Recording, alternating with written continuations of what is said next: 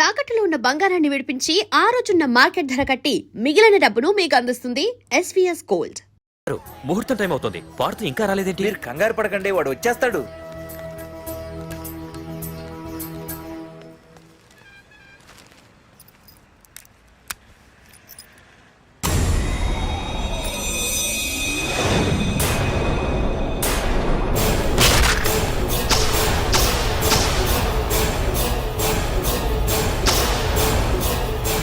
అగ్గిపెట్టి తీసుకో.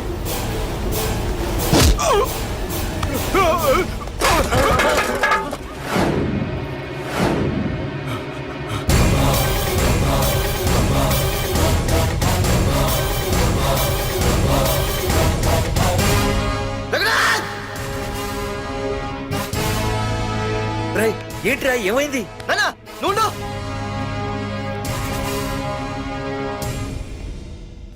రఘునాథ్, నీకు ఆ రోజే చెప్పాను, నీకేమైనా అభ్యంతరం ఉంటే ముందే చెప్పమని. ఇలా వెనక నుంచి పొడిపించడాలు నరికించడాలు నాకు నచ్చావు. ఒక పక్క ఎంగేజ్మెంట్ ఫంక్షన్ అని బిల్డప్ ఇస్తూనే మరో పక్క నన్ను చంపించడానికి ట్రై చేస్తున్నావు. హే పార్దు, ఏం మాట్లాడుతున్నావు?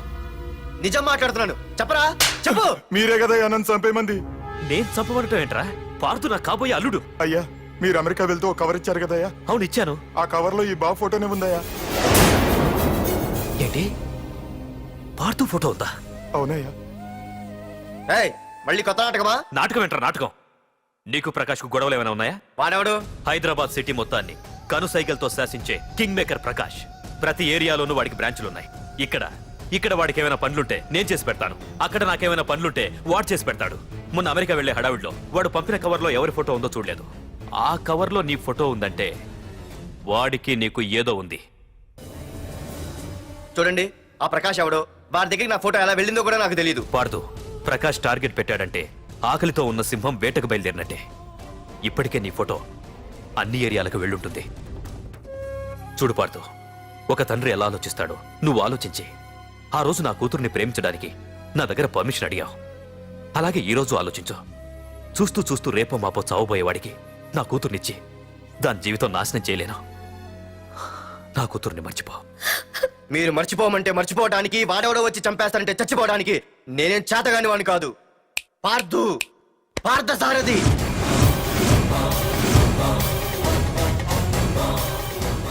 నేను మామూలుగా దేనికి ఫిక్స్ అవ్వను. వన్స్ ఫిక్స్ అయ్యానంటే ఎవ్వడడ్డొచ్చినా డ్రాప్ అవ్వను. నేనే హైదరాబాద్ వెళ్తా, ఆ ప్రకాష్ ఎవడు వాడి సంగతి ఏంటో తేల్చుకుని వస్తా. మాధురి, పెద్దలు నిర్ణయించిన ముహూర్తానికి ఈ నెల 28వ తారీఖు రాత్రి 9:29 సింహాచలం గుళ్ళో మన పెళ్లి. ఇందులో ఏ మార్పు ఉండదు.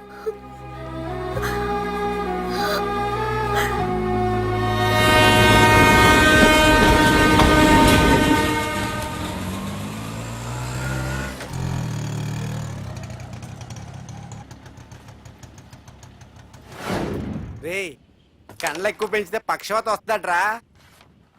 ఏరా మామా, ఏంటి మళ్ళీ సస్పెండ్ అయ్యావా? సస్పెండ్ అయితేనే కదా హైదరాబాద్ వచ్చేది. ఏంట్రా అలా ఉన్నావు? ప్రకాష్ అంటే ఎవడ్రా? వాడెందుకురా ఇప్పుడు? నన్ను చంపడానికి ట్రై చేస్తున్నాడు. వాడు నిన్ను చంపడానికి ట్రై చేయటం ఏంట్రా? అదే నాకు అర్థం కావట్లేదు. ఒరేయ్, ఆ రోజు మార్కెట్ లో కొట్టావు చూడు, వాళ్ళు ప్రకాష్ మనుషులేరా? ఇవన్నీ వాళ్ళకి మామూలేరా. కొడతారు, కొట్టించుకుంటారు, చంపుతారు, చేస్తారు. అంతెందుకు, మన స్టేషన్కి వెళ్ళే దారిలో రోడ్డు పక్కన ఆ ప్రకాష్ తమ్ముని ఎవరో చంపి పడేశారు తెలుసా? పేపర్లో కూడా పడింది.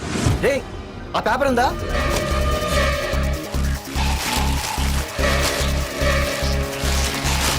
రే విడేరా.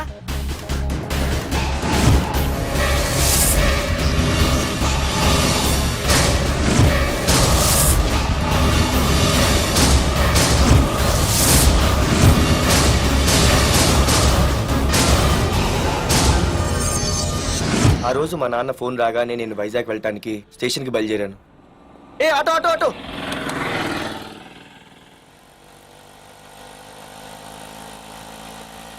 ఈడిని మాత్రం వదలకూడదు. ఆటో బాబు, రైల్వే స్టేషన్కి వస్తావా? సవారీ ఉంది సార్. వీడు సవారీ. Hey, mister. Respect. Sorry sir. Sir మీరు ఎక్కడ దాకా వెళ్తున్నారు సార్? ఈస్ట్ మారేడుపల్లి. సార్ కొంచెం స్టేషన్ దాకా లిఫ్ట్ ఇస్తారా? నా ట్రైనింగ్ టైం అవుతుంది. సరే సరే ఎక్కు. Thank you sir.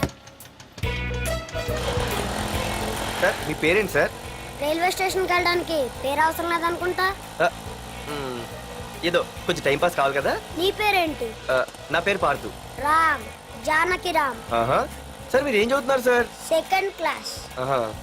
పెద్ద తర్వాత ఏమవ్వాలనుకుంటున్నారు? ఏపీజే అబ్దుల్ కలాం. అబ్బో, ఎవరైనా డాక్టర్ ఇంజనీర్ అవ్వాలనుకుంటారు. మీరేం సార్ ఏకంగా రాష్ట్రపతి పోస్ట్కి ఎసరు పెట్టారు? అంతకన్నా పెద్ద పోస్ట్ ఉందా?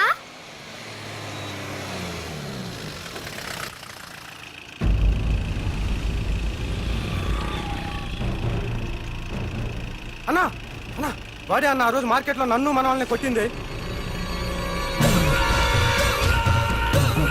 వాడు మన ఏరియాకి వచ్చి మన వాళ్ళనే కొట్టాడంటే అది మన ఇజ్జత్కే సవాలన్నా. అన్ని వేసేయాలన్నా. అన్నా మిస్ అయిపోతున్నాడన్నా.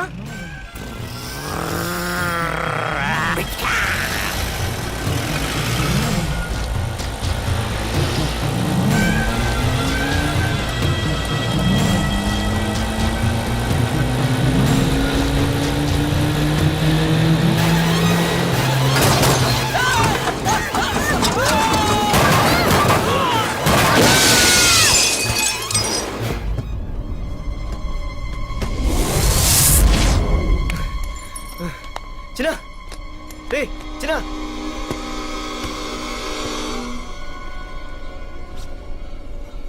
రే చిన్న చిన్న.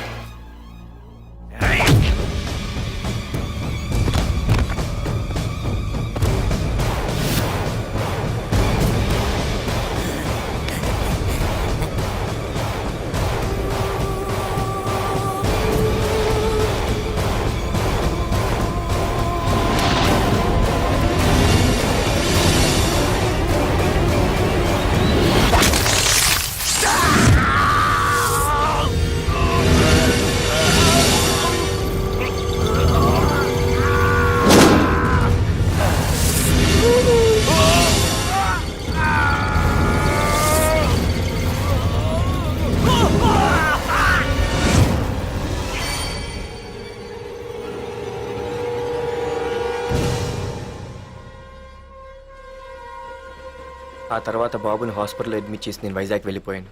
కానీ ఇప్పుడే అర్థమైంది ప్రకాష్ తమ్ముడు పడిపోలేదు, చనిపోయాడని. మరి ఇప్పుడు ఏం చేద్దాం అనుకుంటున్నారా?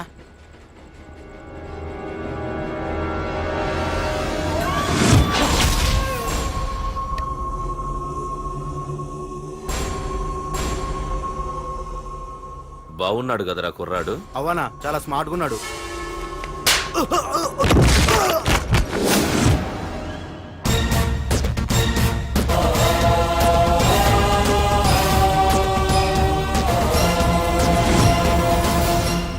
నా పేరు పార్థు. నువ్వు వెతుకుతున్నది, చంపించాలని ట్రై చేస్తున్నది నన్నే. నేను ఈ తమ్ముని కావాలని చంపలేదు, అది అనుకోకుండా జరిగింది. అతను చనిపోయిన విషయం కూడా నాకు ఇప్పుడే తెలిసింది. నన్ను చంపడం వల్ల అతను తిరిగి రాడు కదా. అందుకు నీ మనుషులు నా వెంట పట్టడం, నన్ను చంపాలని ట్రై చేయడం, నేను వాళ్ళని తిరిగి కొట్టడం, ఇవన్నీ నాకు నచ్చవు. నీ తమ్ముడు చనిపోయినందుకు నువ్వెంత బాధపడుతున్నావో, పొరపాటున నా చేతిలో ఒకరు చనిపోయినందుకు నేను అంతే బాధపడుతున్నాను. అందుకే ఈ విషయం ఇక్కడితో వదిలేస్తే ఇద్దరికీ మంచిది. అర్థం చేసుకో. అర్థం చేసుకున్నాను. నిన్ను తప్పుగా అర్థం చేసుకున్నాను, చాలా తప్పుగా. నా తమ్ముణ్ణి చంపినవాడు నాకు భయపడి ప్రాణభయంతో ఎక్కడో దాక్కునుంటాడనుకున్నాను. కానీ చంపింది నేనే అని చెప్పే దమ్మునవాడనుకోలేదు. చూస్తా, నీ దమ్మేంటో ఇప్పుడు చూస్తా. ఒరేయ్ తమ్ముడు, చూసావా? మొదటిసారి వీడు నిన్ను చంపినవాడు నా ముందుకొచ్చాడు. ఈ రోజే వీడిని ముక్కలు ముక్కలుగా నరికి నీ రుణం తీర్చుకుంటా. రేయ్, వేసేయండి రా వాడిని.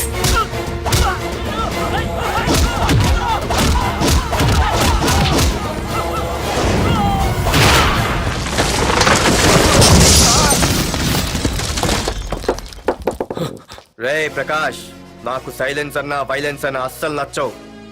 పొర్రపాటున మొదలు పెట్టానంటే కథలు కథలుగా చెప్పుకుంటారు. రేయ్ పార్దు, ఇంకొకసారి నువ్వు ఈ పార్దుని తలుచుకుంటే నీ చావుని నువ్వు తలుచుకున్నట్టే.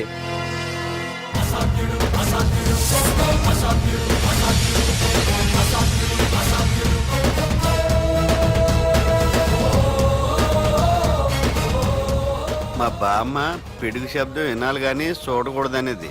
అంటే ఏంటి ఇప్పుడు అర్థమైంది. ఈడు ఇంకా తీరుకోలేనట్టుంది.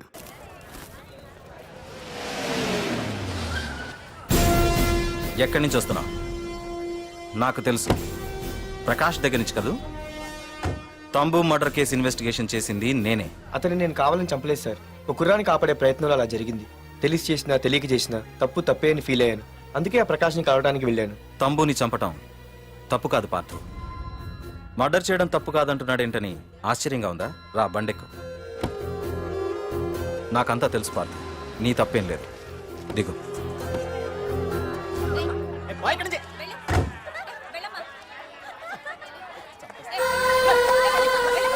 ఆమె ఎవరో తెలుసా?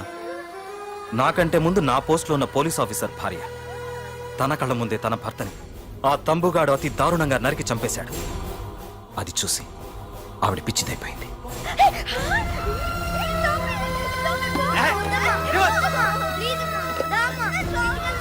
ఆ కుర్రాడు ఆవిడ కొడుకు.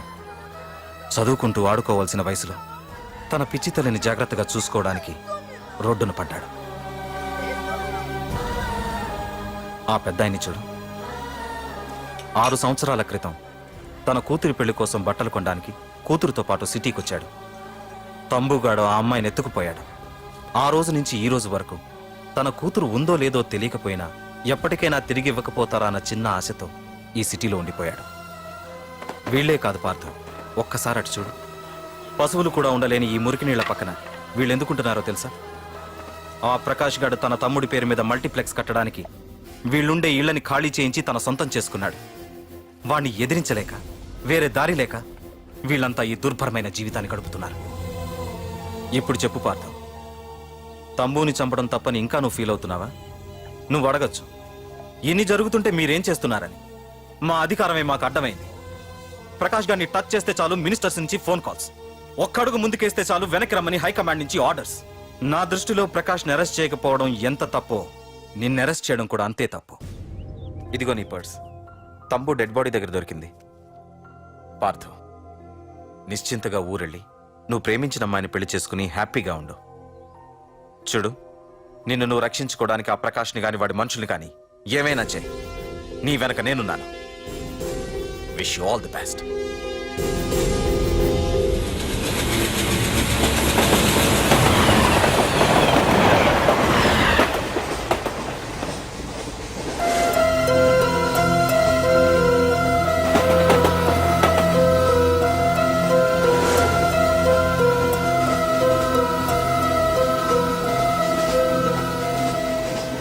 సార్ ఆకలి వస్తుంది sir, please sir.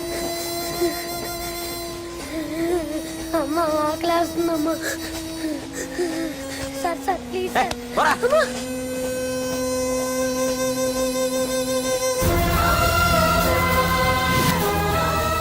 APJ Abdul Kalam.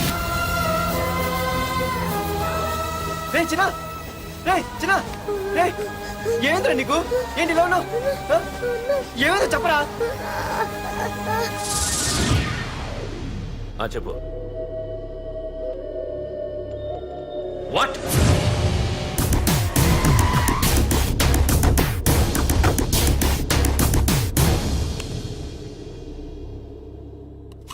అన్నా, తమ్ముడిని చంపింది వరదరాజులు కాదన్నా, ఓ కాలేజీ కుర్రాడు. ఎవర్రా? ఎక్కడ ఉంటాడు వాడు? చెప్పు. పేషెంట్ ని డిస్టర్బ్ చేయకండి. అతను ఇప్పుడే కోమా నుంచి కోలుకున్నాడు. చనిపోయే ప్రమాదం ఉంది.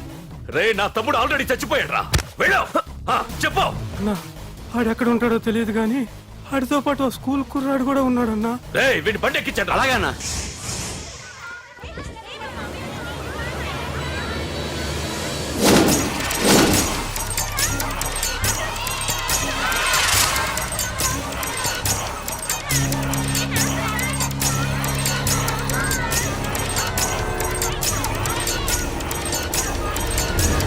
అన్నా ఆ కుర్రాడన్నా? రే బాబీ ఆగరా. మర్యాదగా చెప్పు. నిజంగా అతను ఎవరో మాకు తెలియదు సార్. తెలియకుండానే వాడితో మీ కొడుకుని స్టేషన్కి పంపించారా? ఉం?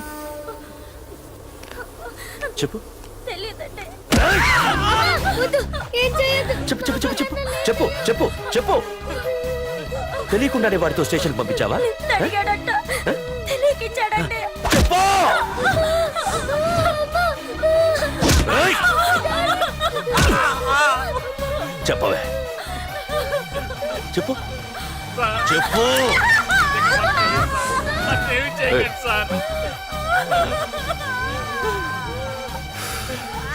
ఇప్పుడు చెప్తా. చెప్పు చెప్పు చెప్పు. తెలీదా? చెప్పు చెప్పు. ఏయ్, చెప్పు. ఏయ్! ఏయ్, చెప్పు. ఇప్పటికైనా చెప్పవే. వాడు నా చేతిలో చావాలి. చెప్పు.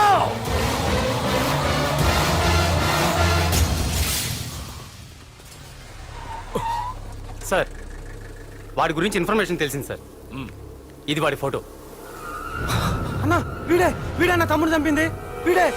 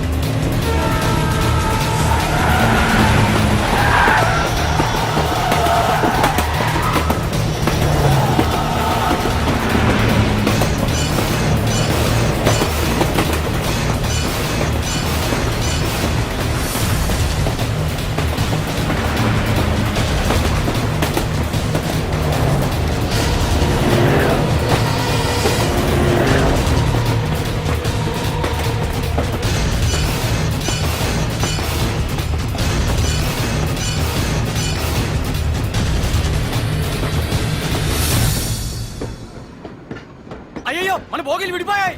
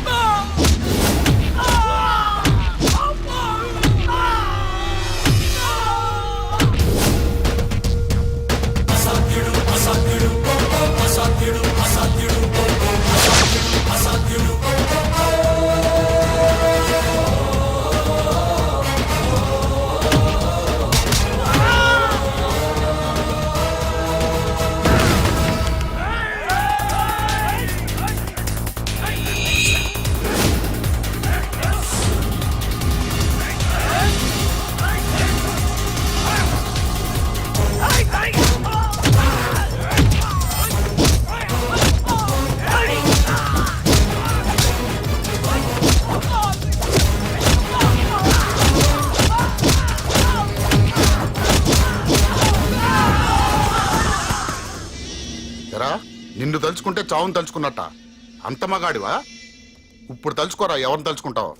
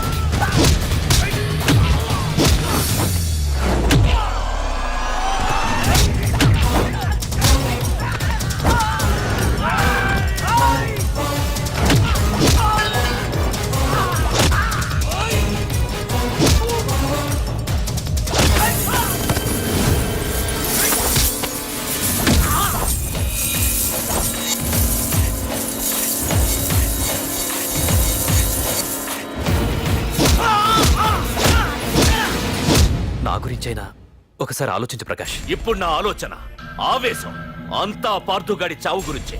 ఆల్రెడీ నా మనుషులు వెళ్ళారు. 5 నిమిషాల్లో వాడిని కాదు, వాడి శవాన్ని తీసుకొస్తాను.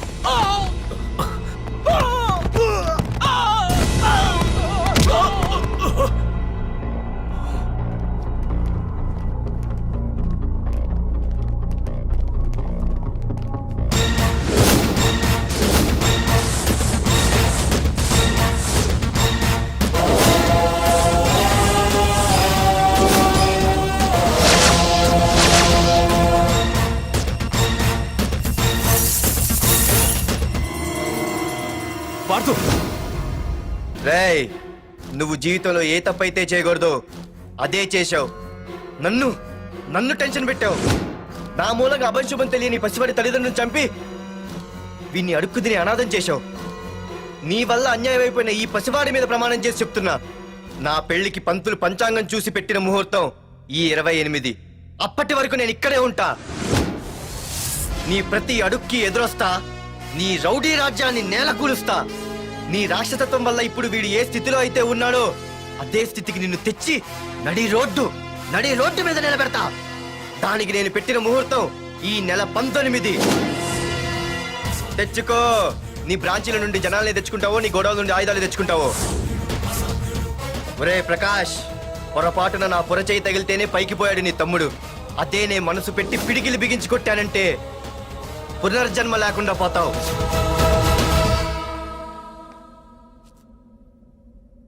మళ్ళీ చెబుతున్నా, నేను ఒంటరి. నీ మనుషులు 100లైనా 1000లైనా ఏరి పారేస్తా.